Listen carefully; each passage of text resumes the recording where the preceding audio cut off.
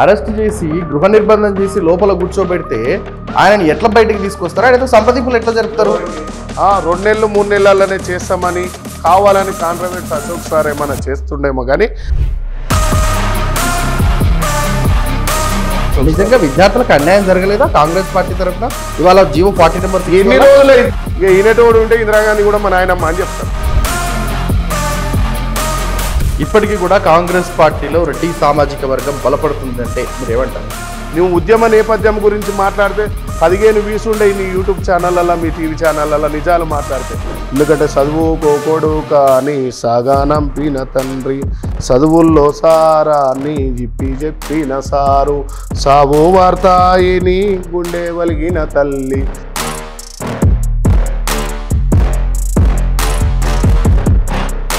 నమస్తే, welcome to social post TV. నేను మీ శ్రీనివాస్. ఇక కేసీఆర్ పాలనను కాదని కేసీఆర్ గద్దె దిగాలని చెప్పి యావత్ తెలంగాణ రాష్ట్రం అంతా ఉద్యమం తారాస్థాయికి చేరడంతో ఇవాళ ప్రజలు మొత్తం మూకుమ్మడిగా కాంగ్రెస్ ప్రభుత్వాన్ని అధికారంలోకి తీసుకొచ్చారు. కాంగ్రెస్ ప్రభుత్వాన్ని ఇవాళ రేవంత్ రెడ్డి ప్రభుత్వం కొనసాగిస్తూ ఉంది. అదేవిధంగా రేవంత్ రెడ్డి పాలన పూర్తయి ఇప్పటికీ 100 రోజులు పూర్తయింది. మరి దాదాపుగా 100 రోజులు పూర్తయిన సందర్భంగా ఈ 100 రోజుల పాలన ఏ విధంగా ఉంది, అసలు తెలంగాణలో కాంగ్రెస్ పార్టీ ఏం చేయబోతుంది, ఇవాళ రాబోయే ఎంపీ ఎలక్షన్స్లో ఎలాంటి వ్యూహాన్ని రచించబోతుంది, దీనికి సంబంధించి మాట్లాడడానికి మనతో పాటు all India Congress party coordinator, అదేవిధంగా ఇన్ఛార్జ్ ఆఫ్ ఏపీ భారత్ నయా యాత్ర కోసం సెలెక్టెడ్ కమిటీలో ఆయన పేరుంది. ఆయన మరెవరో కాదు, అంబర్పేట్ శ్రీనివాస్ యాదవ్ మనతో ఉన్నారు. ఆయనతో మాట్లాడి ఏం జరుగుతుందో తెలుసుకునే ప్రయత్నం చేద్దాం. అన్నా నమస్తే. అన్న నమస్కారం. ఎలా ఉన్నారన్నా? ఫైన్. మీ మీడియా దయ వల్ల. ఎట్లుంది కాంగ్రెస్ పార్టీ? కాంగ్రెస్ పార్టీ మీ మీడియా వల్లనే కదా వచ్చింది, ప్రజల ఆశీస్సుల వల్ల వచ్చింది. అంటే మీరేం ఉద్యమాలు చేయలేదంటే? ఉద్యమాలు చేసినా కూడా ఎంత చేసినా కూడా ఇంట్లో లొల్లి పెట్టినోనికి బయట ఆకెట్లు వినిపించాలంటే మీడియా. ఎందుకంటే ఇప్పుడు మేము సత్యం ధర్నాలు చేసినాం, ఉద్యమాలు చేసినాం, దాన్ని తెలిపింది సపోర్ట్గా ఒక పిల్లరై నిలబడ్డది కూడా మీ మీడియానే కదా. అంటే ఏంటి రాష్ట్రంలో ప్రస్తుతం రేవంత్ రెడ్డి పాలన 100 రోజుల పాలన ఏ విధంగా ఉందంటే ఏం చెప్తారు?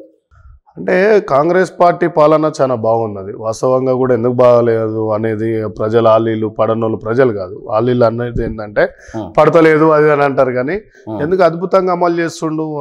6 గ్యారంటీలలో ఆల్మోస్ట్ అయిపోయినాయి. ఇంకో కొన్ని ఏమన్నా కొత్త ఇవ్వాలన్నా, డబుల్ బెడ్రూమ్లు ఇందిరమ్మ గృహాలు కూడా దగ్గర దగ్గర నిన్న భద్రాచలం అయితేంది, ఇక్కడైతేంది, మున్సిపల్ కేంద్రంలో అయితేంది, అన్ని చేయడం జరిగింది. నిన్న మహిళల మీటింగ్ పెట్టిండు.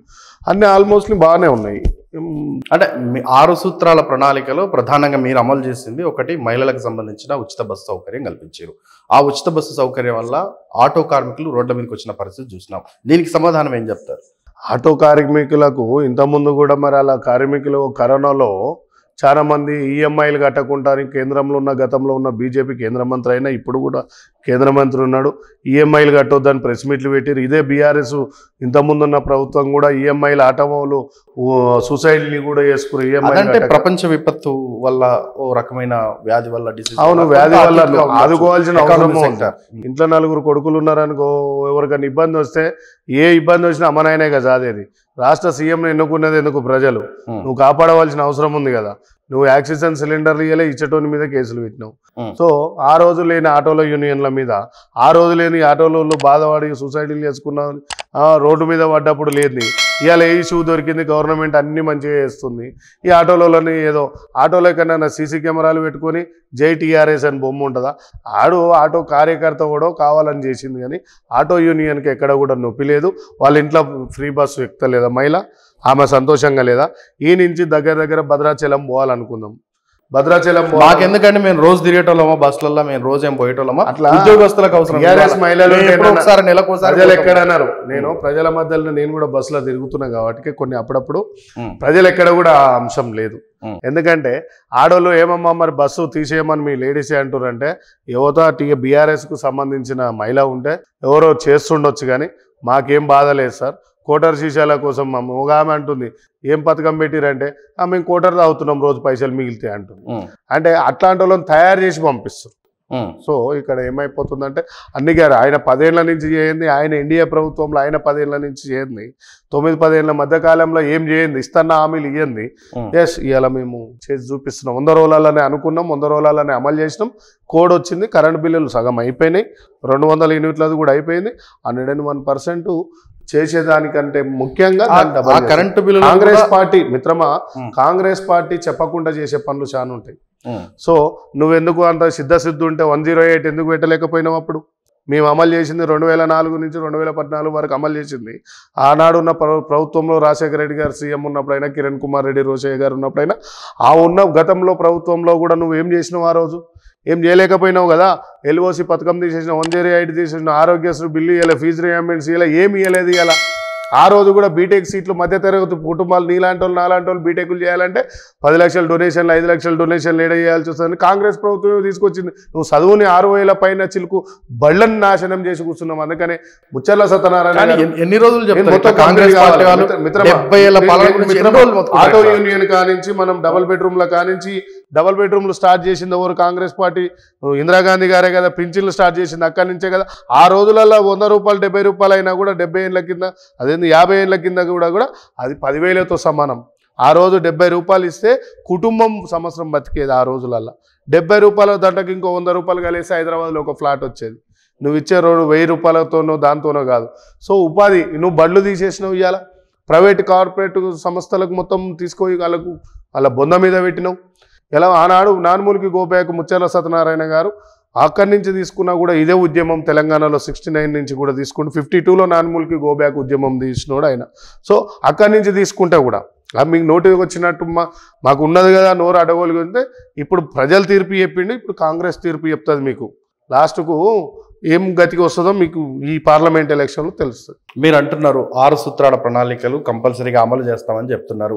ఇదే రేవంత్ రెడ్డి గారు అసెంబ్లీ సాక్షిగా బీఆర్ఎస్ ప్రభుత్వము దాదాపుగా 7 లక్షల కోట్ల అప్పులు చేసిపోయింది, దీన్ని ఎలా సెట్ చేస్తారు, ఎలా ముందుకెళ్తారు? మీరే శ్వేతపత్రం కూడా రిలీజ్ చేశారు. మీరు అడిగిన క్వశ్చన్ చాలా బాగుంది.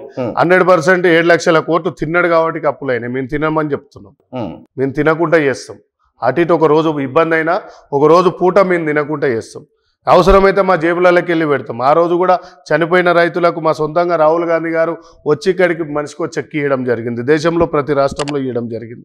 సో మేము ఇంకా అవసరమైతే మనిషికి ఒక 10 రూపాయలు వేసుకొనైనా 100% కాంగ్రెస్ జెండాని మాట ఇచ్చిన దానికంటే ఎక్కువ చేస్తాం కూడా. ఇప్పుడు 6 సూత్రాల ప్రణాళికలో ప్రధానంగా వంట గ్యాస్ ఒకటి ప్రాబ్లం ఉంది. మీరు అన్నట్టుగా కరెంటు బిల్లు ఒకటి ఫ్రీగా అమలు అయిపోయిందని మీరు అంటున్నారు, కానీ వైట్ రేషన్ కార్డులు కొన్ని నామ్స్ మళ్ళీ పెట్టారు కాంగ్రెస్ పార్టీ. దీన్ని ఎలా చూడాలి? అంటే నీకు ప్రతి ఒక్క పౌరుడికి బంజారాయిల్స్ లో వైట్ రేషన్ కార్డు అప్పుడు బీఆర్ఎస్ ప్రభుత్వంలో వాళ్ళకు ఉన్న బినామీలకి ఇప్పించుకున్నారు. వాళ్ళకు కూడా చేయమంటావా? వైట్ రేషన్ కార్డు ఎవరికి ఉంటుంది? ఒక ఇల్లు ఉన్న వాళ్ళకు, ఒక ఆటో. నేను మాట్లాడే జూబ్లీస్ బంజారాయిల్స్ గురించి కాదు, గ్రామాల గురించి. జూబ్లీస్ బంజారాయిల్స్ లో వైట్ రేషన్ కార్డులు చూపియనా? నువ్వే కెమెరా పట్టుకొని రా, అదే పోదాం, ఏది సివిల్ ఆఫీసర్కి పోదాం, ఆఫీసర్ రేషన్ కార్డ్ షాప్ కాడికి పోదాం, ఎంతమంది పేరు మీద ఉన్నదో చూద్దాం. మీరు మీడియా మిత్రులు అది గ్రహించాలి. అది చూస్తున్నాం. ఎందుకంటే 200 యూనిట్లు మా ఇంటికే వచ్చింది. అంటే మేము కూడా మధ్యతరగతి కుటుంబమే కదా, మా ఇంటికి కూడా వచ్చింది. ఓకే, మా కాలనీ మొత్తం, మా గల్లీలలో మొత్తం అంబర్పేట నియోజకవర్గంలో ప్రతి 90% అయింది. ఇప్పుడు కోడ్ పడ్డది. ఇవాళ కోడ్ అయిపోయిన మొన్నటిదాకా ఎమ్మెల్సీ కోడ్ ఉండే కదా, ఒక 3 జిల్లాలలో నల్గొండ, వరంగల్, ఖమ్మం ఆ జిల్లాలలో అక్కడ కోడ్ ఉన్నది కాబట్టి కొన్ని రోజులు ఆపారు. ఇప్పుడు ఎంపీ కోడ్ పడ్డది. ఈ 2 కోడ్లు అయిపోయినా కంపల్సరీ అమలు. మీరు మాత్రం కాంగ్రెస్ పార్టీలో కొంత సర్ది చెప్పుకుంటున్నట్టు, కానీ కొంత ప్రజల్లో కాంగ్రెస్ ప్రభుత్వం మీద కేటీఆర్ రజనీకాంత్ TV9 లో ప్రెస్ మీట్ లో కూర్చుండు. అమ్మాయి వరంగల్లో చనిపోయి సూసైడ్ చేసుకున్న, అశోక్ నగర్ లో చనిపోయిన అమ్మాయి అసలు గ్రూప్ 2 అప్లై చేయలేదు అన్నాడు. అది సర్ది చెప్పుకోవడం అన్నట్టు. తిప్పి కొడితే ప్రభుత్వం పడిపోయింది. మేము సర్ది చెప్పుకున్నాం అనుకో, ప్రజలు ఏం ఊకలేరు. ఓకే, తిప్పి కొడతారు. మేమైనా సరే, ఇంకో పార్టీ అయినా సరే. ఓకే, అందుకే ఆనాడే చెప్పిండు ముచ్చర్ల సత్యనారాయణ, అమ్మ తెలంగాణ మా ఆగమైతివమ్మ అంటే ఈ వ్యవస్థలో నీకు 69 ఉద్యమం నుంచి ఇప్పటి వరకు మా బిడ్డలు 7.5 తెచ్చిస్తారా ఓ లీడర్ అయ్యా, మీకు ఉద్యమాలు 7.5, మీ జేబులు నిండనయ్యా, మీ కొడుకులు బిడ్డలు గాలి మోటార్లకి అమెరికాలలో చదువుతుంటే మా కొడుకులు ఏమో ఉద్యమాలు చేసి నేల కొరిగిపోయే, రానన్న కొడుకు మీ కొడుకు వస్తాడేమో కానీ చూసుకుందామంటే మా కొడుకు లేదు. అందుకే తెలంగాణ రూపంలో చూసుకుంటున్నామని. సో అందుకనే మీరు చెప్పే ప్రతి బూటకం మాట ప్రతి బీఆర్ఎస్ వాళ్ళు చెప్తే, ఇక బీజేపీ వాళ్ళు చెప్తే మాత్రం మొత్తం బట్టలే చినిగిపోతే ఔపియ కూడా ఔపియాయి. ఇవాళ టీఎస్సీ పిఎస్సికి సంబంధించి ఏదైతే అధికారుల బదిలీలు కావచ్చు, కాంగ్రెస్ ప్రభుత్వంలో ఎవరైతే గత ప్రభుత్వంలో అధికారుల బదిలీలకు సంబంధించి ఎవరైతే కబ్జాలు చేశారో, ఎవరైతే డబ్బులు బాగా వసూలు చేశారో, వసూళ్ల పర్వానికి పాల్పడ్డ అధికారులను ఇప్పటి వరకు అలాగే ఉంచారనే ఒక అపోహ ప్రజల్లో ఉంది. ఎవరాళ్ళు నాకు తెలియదు, మరి మీరే చెప్పరాదు ఎవరో. చాలా మంది ఉన్నారు. ఎందుకు చాలా మంది అంటే గత ప్రభుత్వంలో ఇప్పుడు కొనసాగుతున్న వాళ్ళు మీకు ఎవరు తెలియదు? ఉద్యోగులు అన్నటోళ్ళు ఏ ప్రభుత్వానికి ఎవరు సంబంధం లేదు. ఓకే, ఇప్పుడు హోమ్ డిపార్ట్మెంట్ లో ఉన్నారు, పోలీస్ డిపార్ట్మెంట్, హోమ్ మినిస్టర్ చెప్పినట్టు వినాలి. ఇప్పుడు నేను కాంగ్రెస్ పార్టీలో ఉన్నా, నా పై అధికారి చెప్తే నేను వినాలి కాంగ్రెస్ పార్టీ నామ్స్ ప్రకారం. ఇప్పుడు ఆ అధికారి కూడా అక్కడ చేస్తాడు. ఏ అధికారి ఏం చేయాలనే సొంతం డిసిషన్ ఉండదు. సాక్షాత్తు కాంగ్రెస్ పార్టీ ఈ అధికారులు అవినీతికి పాల్పడ్డారని చెప్పిన వాళ్ళే ఇంకా కాంగ్రెస్ అధికారంలోకి వచ్చాక కూడా అవినీతి చేపించి ఉండొచ్చు, వాళ్ళని చేసి ఉండొచ్చు, చేస్తే దానికి కంపల్సరీగా కఠిన చర్యలు ఉంటది. అదే వాళ్ళ పేర్లు చెప్తే నేను చెప్తా 100%. మీకు తెలియదా పేర్లు? నా నోటి నుంచి ఎందుకు మీకు తెలియదా? మీరు ఎవరి కోసం సపోర్ట్ చేసిరు? ఆ రోజు ఎవరి కోసం అపోజిట్ గా ఉద్యమం చేసిరు? పలానా ఆయన ఇది చేసిండు, పలానా ఇరిగేషన్ డిపార్ట్మెంట్ ఇది చేసిండు, ఒక డిపార్ట్మెంట్ అధికారుల మీద నేను ఏమంటున్నానంటే బీఆర్ఎస్ ప్రభుత్వం మీద అపోజిషన్ మొన్నటికి మొన్న ముఖ్యమంత్రి అయిన తర్వాత సమీక్ష జరిపి తీసుకురండి ఆయన ఏడుండంటే ఇంతవరకు తీసుకురాలేకపోయారు. ఎవరైనా తెలుసు కదా మీకు? అదే ఎవరు? నాకు తెలిసింది మా కాంగ్రెస్ ఏ డిపార్ట్మెంట్ కి సంబంధించిందో మీకు తెలియదు. ఇరిగేషన్ డిపార్ట్మెంట్ మొత్తం కంప్లీట్ గానండి. తెలంగాణ ఉద్యమంలో 2009 నుంచి ఉద్యమం స్టార్ట్ అయినాక ఒక ఆడబిడ్డ తెలంగాణ ఉద్యమంలో నళిని అని డిఎస్పీ నళిని రాజీనామా చేస్తే నేను ప్రతి ఇంటర్వ్యూలో చెప్పి రేవంత్ అన్న గారి చెవులో వేయడం జరిగింది. అక్కడ వేసిన తర్వాత బట్టి గారి చెవులు వేసినాం. అప్పటి నుంచి ఉద్యమ నేపథ్యంలో నిజామాబాద్లో కవిత ఓడిపోతే నీ బిడ్డ అని చెప్పేసి మళ్ళీ వచ్చి ఎమ్మెల్సీ ఇచ్చుకున్నావు తప్ప మళ్ళీ తీసుకొచ్చి నువ్వు డిఎస్పీ నళిని తెలంగాణ వచ్చిన కేసులన్నీ ఎత్తేసి నువ్వు ఎందుకు డ్యూటీలో జాయిన్ చేయలేకపోయినావు. అదే మా కాంగ్రెస్ ప్రభుత్వం వచ్చిన తెల్లారి ప్రమాణ స్వీకారం చేసిన తెల్లారే డిఎస్పీ నళిని గారికి ఒక ఉత్తరం రాసి, అమ్మ మీరు రాండి మీ డ్యూటీలో జాయిన్ కానంటే మీ కాంగ్రెస్ పార్టీకి కృతజ్ఞతలు తెలుపుతున్నాం, మీరు మమ్మల్ని గుర్తించినందుకు సంతోషం, ఇప్పుడు మేము అది సహకరించలేము, మేము ఏదో ట్రస్ట్ చేసి ప్రజలకు సేవ చేసుకుంటున్నాను. మహాతల్లి నళిని గారు మేము పిలిచి చేసినాం కదా. ఒక్కొక్కటి అట్లా అవుతుంటుంది. ఏదైనా ఇప్పుడు పుట్టంగనే పిల్లగా నడవాలంటే అట్లా కాదు. ఆ బీఆర్ఎస్ వాళ్ళతోనే అవుతుంది, నడవరు చేయరు కానీ నడుస్తారని చెప్తారు. అందుకనే కాంగ్రెస్ పార్టీ అమలు చేస్తుంది. ఇప్పుడు మేము పెట్టిన ఆనాడు 2004కు ముందు కూడా మేము పెట్టిన మేనిఫెస్టోలో లేనివి కూడా చేసినాం. 108 గల్లీకి మోటార్ సైకిల్ లెక్క, ఇంటింటికి ఒక నల్ల లెక్క పెట్టినాం. ఇవాళ నువ్వు ఇంటింటి నల్ల పోయింది, మేడిగడ్డ ప్రాజెక్టు పోయింది, కాళేశ్వరం ప్రాజెక్టు పోయింది. ఇవాళ కట్టిన మేము ప్రాజెక్టులు ఏ అవుతున్నాయో తెలంగాణలో ఒక్కటన్నా 100 ఏళ్ళు అవుతున్నట్టుంది ఒక ప్రాజెక్టు. అంటే 50-60 ఏళ్ళ పైన అయి ఉంటాయి. ఏ ప్రాజెక్టుకైనా ఒక మూలనైనా ఒక పిల్లరైనా ఒరిగినట్టుందా?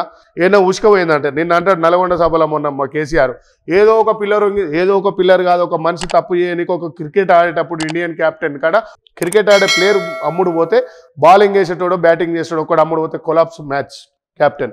ఒక పిల్లర్ పోయిందనుకో, లారీలు పోతున్నాయి అనుకో, కూలిపోయిందనుకో, ఎంతమంది కుటుంబాలు పోతాయి? నీ కుటుంబం పోతే తెలుసా? తెలంగాణ ఉద్యమంలో ప్రతి ఒక్క అమరవీరులు అయిందంతా ఎస్సీ ఎస్టీ బీసీ బహుజన బిడ్డలు. సో నీ కుటుంబం నీ ఇంట్లోకి వెళ్ళి పోలే కదా కేసీఆర్, అందుకే నీకు ఆ బాధ లేదు, గుండె నొప్పి లేదు. వీరులార వందనం, విద్యార్థులార వందనం, అమరులార వందనం, అమరవీరులార వందనం. చదువుకోకూడదు కానీ సాగా నింపిన తండ్రి, చదువుల్లో సారా అని ఇప్పి చెప్పిన సారు, సావు వార్త ఈయన గుండె వలిగిన తల్లి. వీరులారా వందనం, విద్యార్థులారా, గుండెల్లో గుడి కట్టుకుంటాం, గుండె మీద.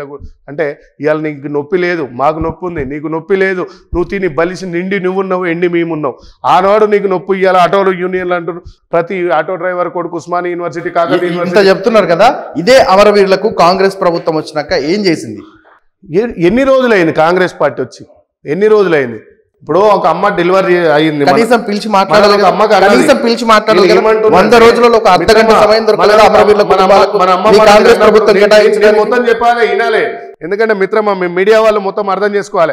అమ్మని మనం డెలివరీ చేసిన తర్వాత మనం గంటది, కన్న తర్వాతనే 5 నెలల తర్వాత అన్నప్రసన్న చేయదు. ఓకే, దేనికైనా ఆలోచన ఉంటుంది. రేవంత్ అన్న గారు అన్నది కదా 7 లక్షల కోట్లు అప్పు చేసిపోయిందని. ఇప్పుడు దాన్ని పికప్ చేయాలి, దాన్ని పికప్ చేసి ఇక్కడ ఉన్న ఉద్యోగులకు ఇవ్వాలి. ఇక్కడ కూర్చొని చాలా మంది మాట్లాడతారు, ఇదే మీడియా ముఖ్యంగా. పాపం మీలాంటి వాళ్ళు కూడా తెలుసు వాస్తవాలేంది అవాస్తవాలేంది. సో ఇవాళ ఎన్ని అప్పులు చేసిండు, ఇప్పుడు గుంతలు పడ్డాయి రోడ్డు మీద, దాని మీద డాంబర్ వేయాలా, సిమెంట్ వేయాలా, మళ్ళీ చెక్కు చెదరకుండా ఒరిజినల్ కాంట్రాక్టర్ని దోలాడాలి, దాన్ని చేయాలి. సో అవి పూడువాలంటే ఏం చేయాలనేది ఇప్పుడు ప్రభుత్వం ఆలోచించేది ఏంటంటే తెలంగాణ అమరవీరులకు చేస్తుంది, తెలంగాణ వ్యవస్థకు చేస్తుంది, తెలంగాణ నిలబెట్టడానికి ఈ గవర్నమెంట్ ఉన్నది కాంగ్రెస్ పార్టీ. ఎప్పటికైనా ప్రజెంటేషన్లో ఎక్కడనైతే ఉన్నదో మేనిఫెస్టోకు ముందు ఎక్కడనైతే హామీలు ఇచ్చినామో అదంతా ఓ ఇంచు వరుస లేకుండా చేస్తామో, ఒక ఇంచు ఎక్కువనే చేస్తామని చెప్తున్నాం. ఇప్పటికీ కూడా కాంగ్రెస్ పార్టీలో రెడ్డి సామాజిక వర్గం బలపడుతుంది అంటే మీరు ఏమంటారు? రెడ్డి సామాజిక వర్గం బలపడుతుంది, బీసీ సామాజిక వర్గం కింద పడుతుంది అంటే బీసీలో ఒక టికెట్ల కేటాయింపులో బీసీలకు అన్యాయం జరగలేదా కాంగ్రెస్ పార్టీ విషయం సంబంధించి? ఎక్కడ మీకు తెలియదా ఎక్కడ అనేది?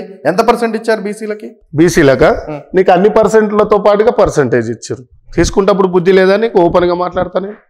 తీసుకుంటప్పుడు బుద్ధి లేదా గిడ తీసుకోని అని చెప్పేసి నీకు ఎందుకు అడగలేకపోయాను? ఓకే, ప్రజలు నిర్ణయించుకోరు, కాంగ్రెస్ పార్టీ కాదు. సరే అవన్నీ పక్కకు పెడదాం. బీసీలే, ఎస్టీ ఎస్టీ బీసీలలో మొత్తం బహుజనులే. నేను కామన్ పౌరుగా మాట్లాడితే బహుజనులు మోసపోతున్నారు, అలవాటు అయిపోయింది. కూడబెట్టిన విడిపోయిన రాజ్యాన్ని కూడబెట్టిన రాజ్యాంగం రాసిన మా అంబేద్కర్ గారు మళ్ళీ విడిపోతున్నారు ఎందుకురా? బుద్ధి లేక మీరు బహుజనులారా, మనిషిగా బతుకురా నరుడా. ఓకే, ఇలా జేబులో గుండెల మీద పెన్ను పెట్టుకొని తిరుగుతున్నామంటే బికాస్ పూలే, సావిత్రిబాయి పూలే గొప్ప గొప్ప మహానుభావులు చేసిన త్యాగం అనుభవించడం ఒక నేరం. ఇలా నక్సలైట్లై చనిపోయారు, తెలంగాణ ఉద్యమంలో విద్యార్థులు చనిపోయారు. ఇవాళ అన్ని తెలంగాణ పిల్లలకు గుర్తుకొస్తుందా?